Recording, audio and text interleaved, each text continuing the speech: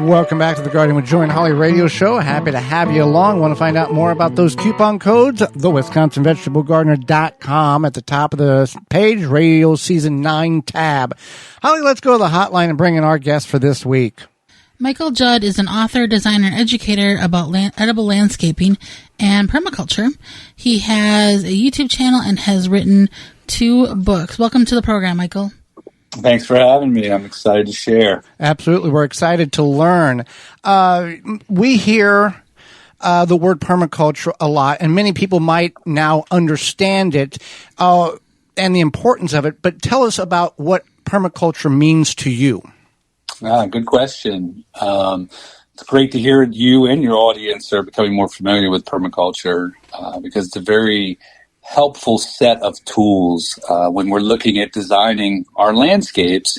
How can we observe some of the most successful patterns of nature and then translate that into edible landscaping and forestry and, alternative technology? How do we bring all of what usually gets separated into, specialties together in one design? So when permaculture is looking at designing, it's thinking about all of the relations between all of the different parts so that, like a good ecosystem, when it's designed well, itself largely. So it's kind of designing these naturally regenerating landscapes. And it takes a lot of the work off of us as the growers and as, the humans in this habitat. It really makes life pretty sweet. So kind of like, we're talking orchards or hugelkultur, those type of simplistic, a lot of input out front, but it pays you back basically very little to no work on the back end. Yes. Same with the food forest concept, working with perennials, a lot of perennial systems. There's a lot of gardening in permaculture. That's probably what actually gets the most air, but permaculture is so much more. And I, after doing annual, I did dry land farming in Spain. I did biodynamic farming. I did all these different annual intensive farming systems. And then I started catching on to, how productive perennials are for so much less work. It's like a natural cell. It's like, okay, I can get more back and I can do less work. Yes. Thank you very much. So I started working with perennials, fruits, nuts, medicinal plants. It's just, and you put them together. That's kind of what a food forest is. You're mixing plant species so they support each other with pollen, with insect habitat, with ground covers and mulch. Some plants fix nitrogen for the rest, and you're putting them together so that the system thrives without your constant input. I think we've inherited a garden system that's high energy, high input, and it's like, well, no, we can actually grow even our gardens more easily. We can design our gardens so they water themselves. We can create the design that reduces the input for us. And that's how a lot of our ancestors did things before we had all this oil. And, you start getting down to doing the work yourself, you look for the smartest way to do it. Right, right. That's where permaculture helps. And often nature will take care of itself and not in a way that humans will screw it up. I know no better teacher. I know no better guide than Mother Nature, so I follow her. I observe her. Umbrella is like permaculture is like an umbrella for me, but I do a lot of different things, and a lot of it's just based on observing and seeing how systems are working. And then you have to be creative these days. Our modern world is as we know, it's quite a place. And so we need to keep translating the design, especially what's happening between nature and humanity, as best we can and move with it, follow it, watch it, imitate it. Yeah, definitely agree. It is important to observe nature, not just, fight against it or work against it.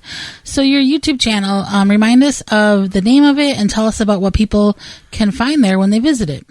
Sure. Edible Landscaping with Michael Judd. So edible landscaping's another wonderful umbrella to learn about and to be a part of. Community of understanding how we can really diversify our landscapes, our yards, our farmettes, our large farms. You can go to all scales, But what we're doing is utilizing all of the resources that we have around us. We've got, water coming in, we've got sun, we've got soil, we've got all these things that we're really not doing a whole lot with, most of us. So it's like, okay, well, let's start creating some beautiful, aesthetically attractive designs on our landscapes that also pump food and herbs and, all the wonderful things we get from being around these very biologically active, systems. Like you mentioned earlier, hugelkultur. Hugelkultur is like an old Germanic word for utilizing all the woody material on your landscape. Instead of getting rid of that, you compost it in place by covering it with soil. And you're creating a long-term growing bed that will have inbuilt compost and moisture holding capacity. So it's like, okay, boom, let's do that. Let's do an herb spiral with stones that are beautiful and, architecturally, gorgeous for your landscape. And then let's plant different types of herbs all the way up it. And that stone also creates a microclimate, extends your growing season. It creates beneficial habitat for overwintering creatures that help with the other insect ecology in your yard. So you start to stack functions with design and with, all these great edibles. And choose the edibles that do well for you, not things that are maybe more challenging. Find the easy to grow fruits and nuts. Well, you talk about edible landscaping. How did you get into the edible landscaping? Was it by accident or was it kind of planned? No accidents in my journey. I lived in rural Latin America for almost 20 years. And I lived with indigenous peoples and rural cultures where everyone was literally living from the growing systems around them. And I got to experience the capacity of humanity to live in these sort of extensive food forest type ways. I also saw a lot of the destruction of annual agriculture and slash and burn. And anyway, and that inspired me to see, okay, how can we work on bringing back perennial food systems, tree crops that hold the soil, that help the hydraulic water cycle, produce nutrient-dense food and create niche economic opportunities, right? So I learned by living down there, but I'm from Maryland. I grew up here. I was not a gardener as a kid. I discovered all this out in the world and within me. And I've come home and I've translated it to the temperate zone, where I live. I live near Washington, D.C. and Baltimore. I live in one of the most populous areas right now. And it's a wonderful place to, begin, inoculating with some of the best fruits and nuts that we have access to. As humans, I think one of the greatest things that we offer to the ecosystem is our ability to select genetics, to say, okay, look, there's an excellent, type of fruit or nut there. It's got a thin shell. It stores a long time. Let's select that, and then let's keep growing that and spreading that one. So when we collect these genetics in different areas around the country, around the world, they're like areas for disseminating the genetics. They'll spread for generations to come. So, yeah. Well, that's an interesting journey there, that's for sure. So one of your books is all about edible landscaping, and it's called Edible Landscaping with a Permaculture Twist. Could you tell us about it and something Sure. that maybe encourage our listeners to pick up a copy? Sure. So when I came back to living in the States, I started an edible landscape company in this very suburban area where we're at. And to do that, I had to look through the cultural lens of where people were interested. What would they want to do in their yard? And started doing all of these different installations and recording them. So my first book, Edible Landscaping with a Permaculture Twist, is like the first 3 years of me doing edible landscaping in my extended community. Everything from espalier, fruit trees, to the herb spirals, to building your own earthen oven, to creating raised beds that harvest their own water, to food forest design. And it's all how-to, 'cause it's all things that I did. So I'm short on philosophy. I'm like, how do you do this stuff? And great pictures. It's like a coffee table quality book, beautiful imagery. And then straight to how to do these projects, either individually or put them all together. And then you'll start to create, more of this permaculture-esque lifestyle, but it can just be taken one bite at a time. So I like to break things down and make them simple and digestible. So Yeah, I think it's a great book. I wrote it 12 years ago. It's sold more than 30,000 copies. It's all over the world. Yeah, it's a classic at this point.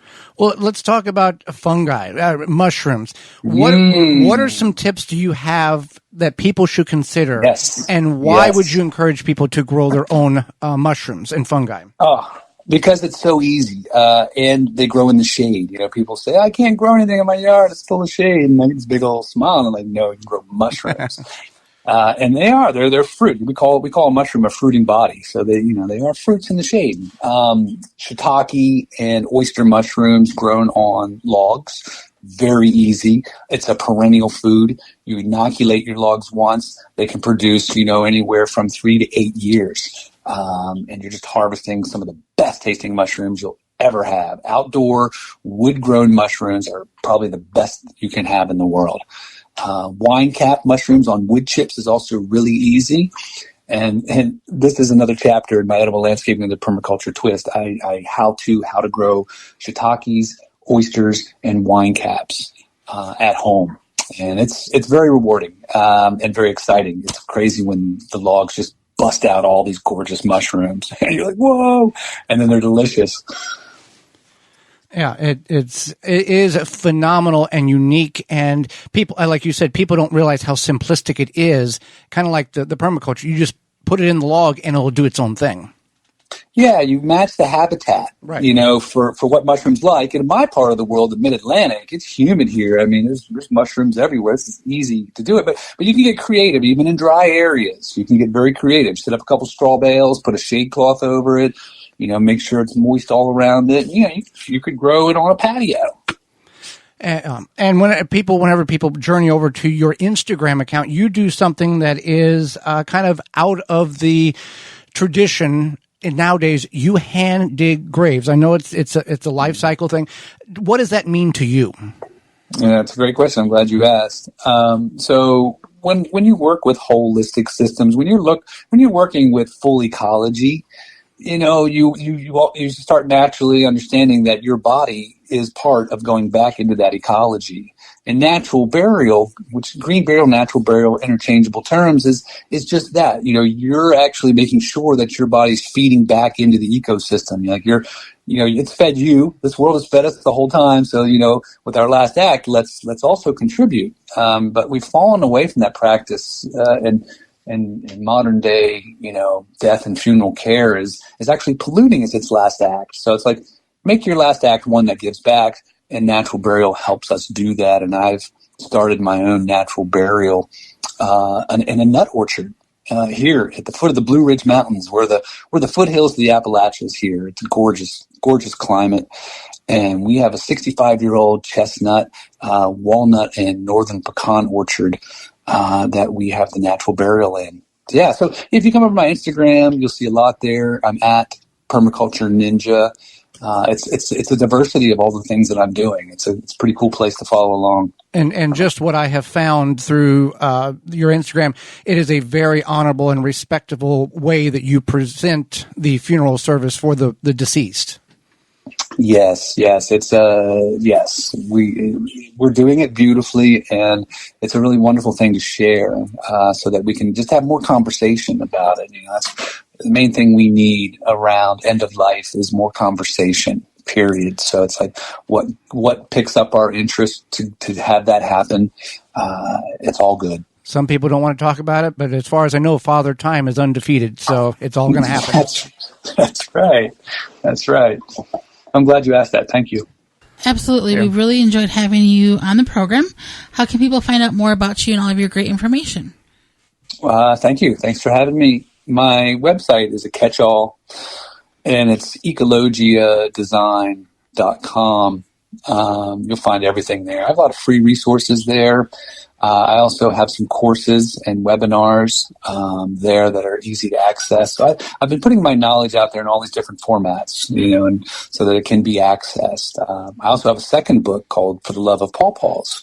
Pawpaw is a phenomenal fruit. It's basically a custard apple of the north. It's a tropical fruit that grows in the north, and it's so amazing. I wrote a whole book about it. And we have a festival here. We have a Pawpaw Festival at our permaculture homestead every September as well. So I'd recommend checking all that out too. Well, Michael, greatly appreciate the time you've granted for us and our listeners and the education you've shared. We thank you very much for your time. It's been a pleasure. Thank you. Absolutely.